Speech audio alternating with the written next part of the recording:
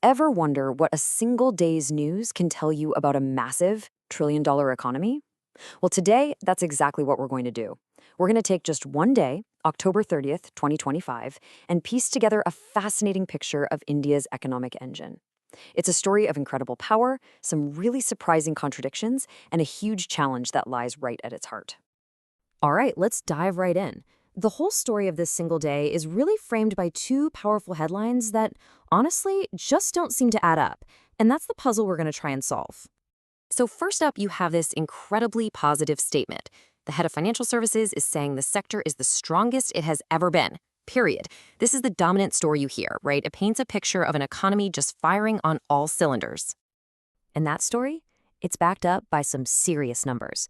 The chief economic advisor himself said he wouldn't be surprised if GDP growth for the year went past 6.8%, maybe even touched 7%.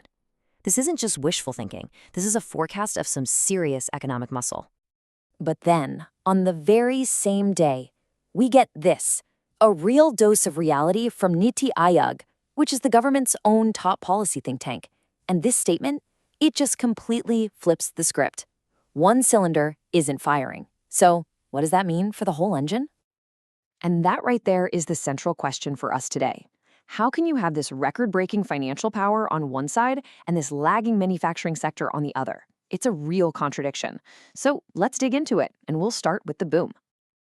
To really understand just how big this financial boom is, you've got to follow the money. Let's see exactly where all the big investors are putting their cash. So after kind of taking a back seat for a couple of years, one sector is roaring back into the spotlight. Banking, financial services, and insurance, or BFSI as everyone calls it. Its share of the Nifty 50, which tracks India's top 50 companies, is climbing back to a 3-year high. This shows you, plain and simple, the big money is flowing right back into these financial giants. And wow, when I say the money's flowing back, I mean it's a flood. Look at this. These financial indexes aren't just doing well, they are absolutely crushing the broader market. The Nifty Bank Index is up nearly 15%, and the Financial Services Index is up a massive 17%. To put that in perspective, they're beating the overall market by a full 7 percentage points. That's huge. But here's the most important part. This isn't just some stock market hype. It's built on something real. The public sector banks, which were a huge concern just a few years ago, have made a spectacular turnaround. They're making more money than ever, paying out record dividends, and their bad loans, they've plummeted from double digits down to a super healthy 2.2%. It's this fundamental strength that has investors feeling so confident. Okay, so the financial engine is just screaming down the highway. But what about that other cylinder? Let's switch gears and take a look at why manufacturing is struggling to keep pace. According to Niti Aayog, this isn't just a random slump. They're pointing to a couple of major headwinds. One is an overextended fiscal sector, which is a fancy way of saying that when the government spends a lot, it can sometimes crowd out private companies from getting loans and investing. The other is real exchange rate pressures, which basically means Indian-made goods are becoming more expensive for other countries to buy. Both of these can act like a brake on the whole sector. And the challenges aren't just at home. There's a big one coming from overseas, and it's called CBAM. You should think of it as basically a carbon tax that the European Union is going to slap on imports like steel. The idea is to make sure foreign companies who don't have to pay for their carbon pollution can't unfairly undercut European companies who do. For Indian exporters, this is a really big deal. But here's the cool part. Companies aren't just sitting around waiting for this to happen. Take JSW Steel, for example. They already have a game plan. First, double down on the strong market right here in India. Second, invest in a massive new green steel plant.